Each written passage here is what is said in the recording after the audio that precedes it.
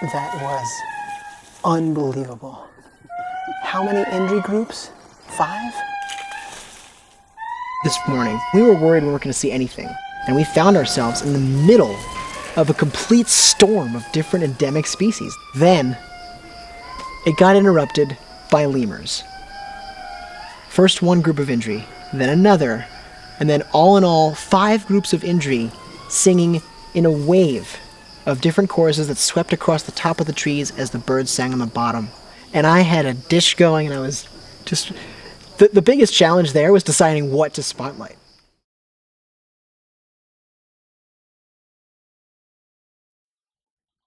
When I listen to the rainforest, I hear music. As an artist, explorer, and educator, I travel the world performing music made from nature sounds. But recording the sounds myself makes me feel complete. I get to learn about the biology and behavior of my subjects, and use music to inspire conservation. The animals in Madagascar are unlike any others in the world. They've lived here in isolation for nearly 90 million years. When Madagascar first broke away from mainland Africa, a select few animal and plant species were suddenly free to spread across the whole country. As they moved, they evolved, and created distinct ecosystems all over the island, giving every region a life and voice of its own. I spent 6 weeks exploring this country, and cataloged nearly 1,100 sounds. I made music from these sounds on the road, and shared it with local people living alongside these animals. We visited 4 locations, and performed 4 concerts all across the island.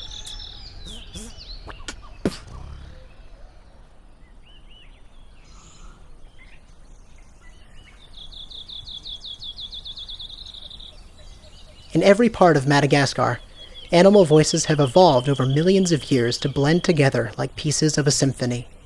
As a producer, that means my instruments are already mixed by evolution. With lemurs as synths, frogs as percussion, birds as flutes and strings, and the wind and rain for ambiance, I never feel like a solo artist. Instead, I get to be a messenger for the finely tuned voices of the natural world. Because Madagascar is so isolated, it's amazing how close you can get to wildlife. Working at close range, I can use a shotgun microphone to track individual animal sounds as they move around me. The shotgun is a directional microphone that isolates the sounds in front of it and captures a wide range of frequencies. For lemurs who purr, grunt, whistle, and bark, it's perfect. For insects, frogs, or birds, a parabola is often best. It can target a single sound hundreds of meters away and make the animal sound like it's sitting on your shoulder. Getting a perfect recording in nature is never a guarantee, but when you get it just right, the sound will shimmer in your headphones.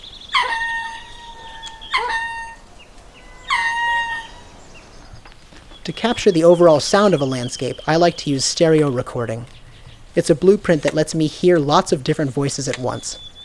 I use a 2-microphone setup called a mid-side or MS pair that records a stereo field at the front and sides of wherever I place it. Typically, I will set up these microphones on a tripod early in the morning or late in the afternoon, and leave them to record for several hours or even overnight. When you leave all this equipment out in nature, you never know what's going to happen, but the risks are totally worth it. There's nothing more exciting than coming back the next day and hearing what nature sounds like when you're not around.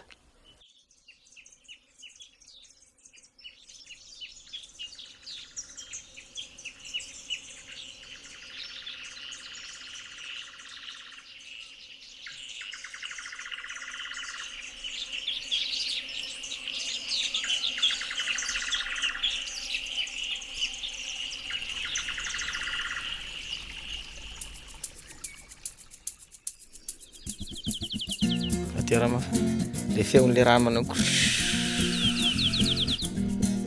solo raha mora satany ianarako a ny anaran'ny tarika anay ahay anala.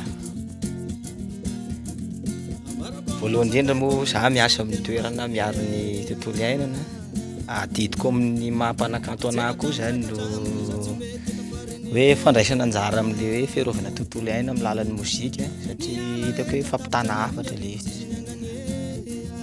le olona anampy anay anao hanohana le izy amin'ny famokarana mihitsy tsisy zany de mamorona aloha ny ataonay fa raha misy vokatra maromaro ohatran'ny zareo so mankafy le izy de mananteny zay fa isy zay olona zay ndray andro Ajena hatramin'izay ka hatramin'ny io tsy mety tafariny ny ala rehetra tapitra narina biby tsisy niangane kanefa raha izy amin'ombola mitote azo izy fikane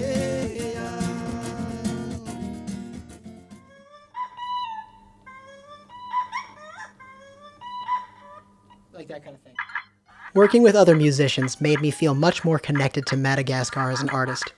I was able to use music, a universal language, to connect with an existing environmental movement and learn from people who had grown up around these forests.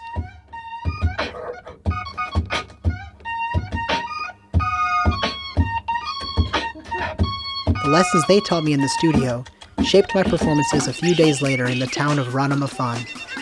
It was International Lemur Day, and the whole town came out to celebrate. There were parades in the morning and dance performances in the afternoon, all to promote conservation.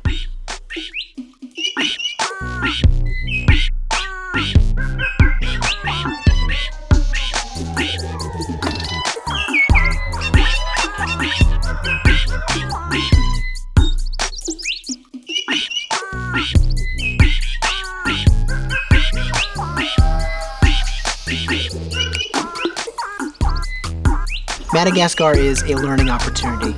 It's a chance for me to see how my music lands in the place where it matters most.